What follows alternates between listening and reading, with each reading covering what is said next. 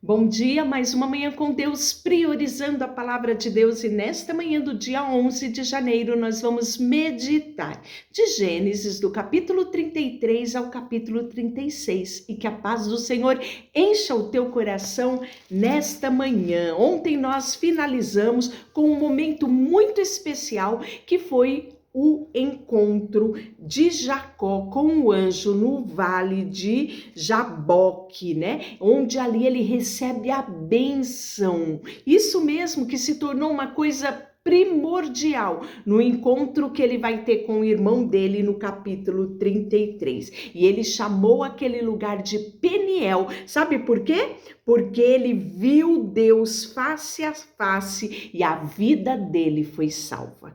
Nós também precisamos ter momentos assim com Deus, momentos onde muitas vezes são de batalhas, mas são momentos preciosos, onde temos experiências extraordinárias de ver Deus face a face, de sentir o abraço dele, o aconchego dele, ouvir a voz dele. Isso faz toda a diferença na nossa caminhada. E aí, no capítulo 33, nós podemos ver que é um encontro de Jacó com Esaú. O texto fala que levantou os olhos e viu Esaú se aproximando, e com ele 400 homens. Então passou os filhos de Lia, Raquel, as duas servas, pôs as servas e os seus filhos à frente, Lia e seus filhos atrás dela, Raquel e José por último, e ele mesmo, adiantando-se, prostrou-se 7 vezes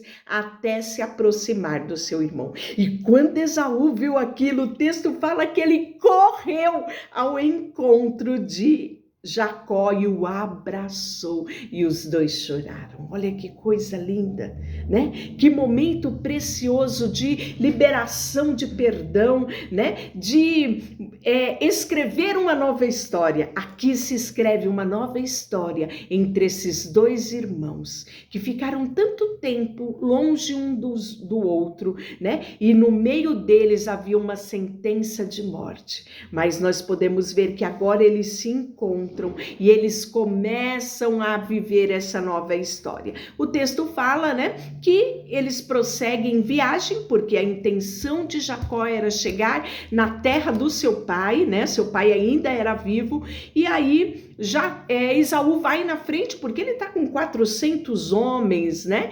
E Jacó diz para ele: não, meu irmão, pode ir na frente, eu fico para trás porque eu tenho mulher, crianças, tenho também o gado, todos os animais, eu tô de mudança, tô vindo de Malicuia encontrar com papai, isso mesmo, então eu preciso de um tempo a mais. E aí Esaú vai na frente e Jacó continua a viagem, e ele para num lugar chamado de Siquém. Ali ele estabelece-se por um tempo, e quando ele chega nesse lugar, Diná, a única filha mulher de Jacó, sai para dar uma volta na cidade. E quando ela está, né, procurando fazer amizade com moças ali da região, procurando conhecer o lugar, quem encontra ela é Siquém, um dos príncipes daquele lugar, e ele fica apaixonado por Diná. O texto fala que ele toma ela e a possui,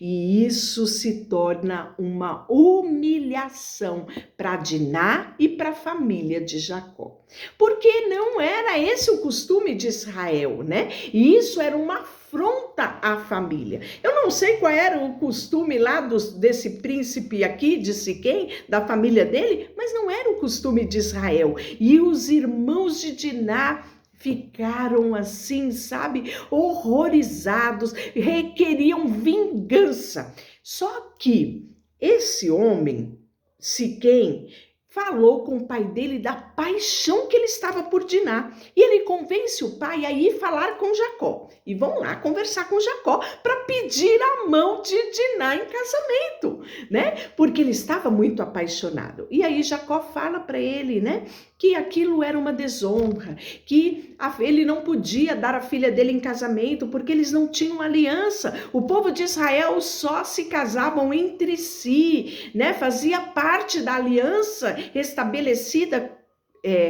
com Deus e que eles levavam muito a sério. E aí nós podemos ver que se quem é apaixonado diz, não, então eu faço essa aliança com vocês, né? E Jacó explica que a aliança que eles têm é a circuncisão.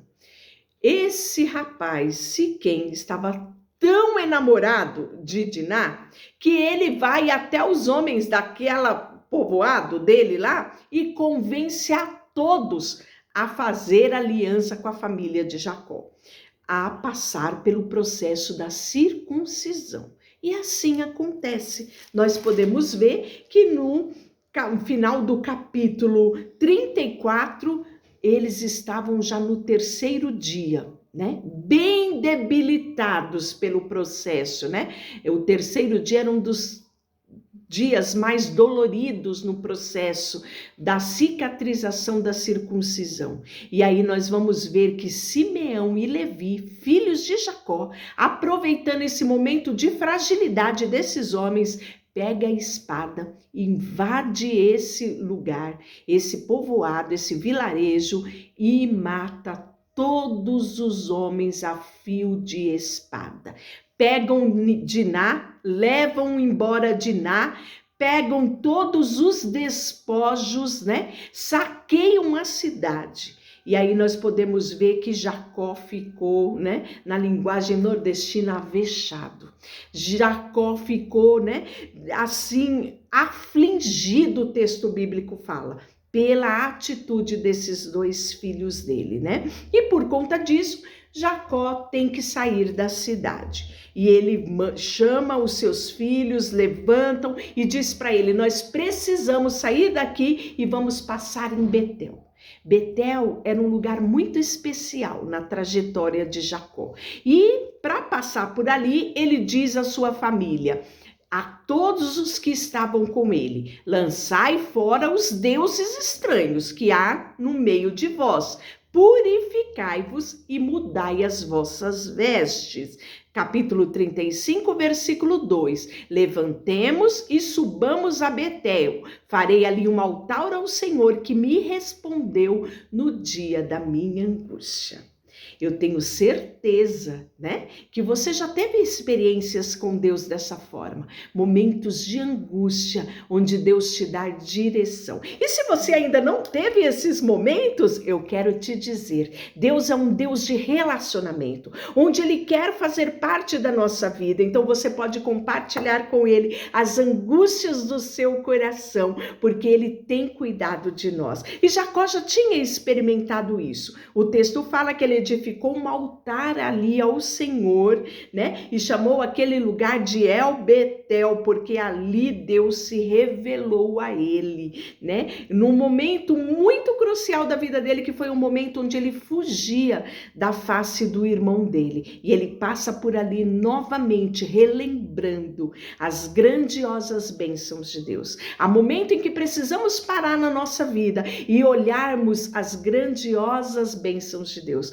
Olharmos para trás e agradecermos a Deus por tudo que Deus tem feito, erguendo a Ele um altar de adoração. E aí nós vamos ver que, novamente em Padã Arã, Deus aparece a Jacó, o abençoa, né? E disse, o teu nome é Jacó, mas não te chamarei mais de Jacó, porém Israel será o teu nome. E a partir dali, Jacó se tornou Israel, né? Nós vamos ver que Deus já tinha dado indícios disso, já tinha dito que mudaria o nome dele em Gênesis 32 e confirma aqui em Gênesis 35. Nós vamos ver o nascimento de Benjamim, que é o último filho de Jacó.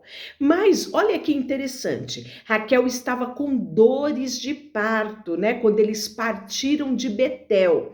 E o texto fala que o nascimento dessa criança foi muito penoso para Jacó, para Raquel, né? No meio das dores de parto, a parteira vai dizer para ela, olha Raquel, não temas, porque você vai dar à luz a esse menino, na esperança de animar Raquel, porque foi um parto muito difícil. E diz que ao fazer aquela força, né, para expelir a criança, que ela recebe esse alento da parteira, que o menino estava para nascer, que ela ia dar à luz. Ela disse: o nome dele será chamado de Benoni. Benoni quer dizer filho da dor, filho da aflição. E quando nasce a criança, o texto fala no versículo 18 do capítulo 35 que Raquel morreu.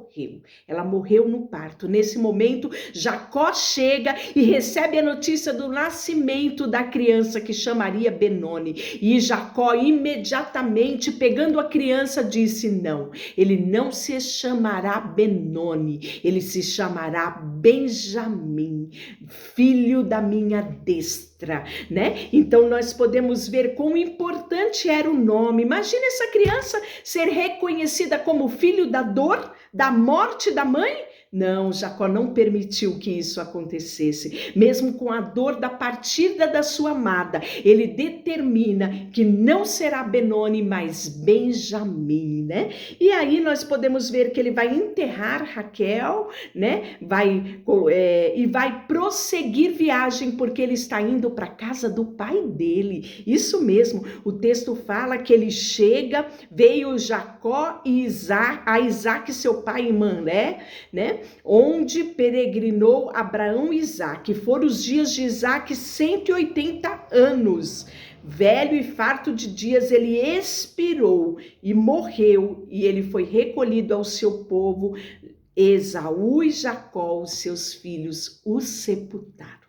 Então, quando Isaac morreu, ele morreu com a reconciliação dos seus 2 filhos. A casa dele estava em paz, né? E ele pôde repousar em paz e ser sepultado pelos seus 2 filhos. Deixa eu orar por você. Senhor, nesta manhã colocamos diante de ti o nosso coração e pedimos a tua bênção sobre a nossa família. Queremos colocar diante de ti tudo que temos e somos, em nome de Jesus. Amém. Deus te abençoe.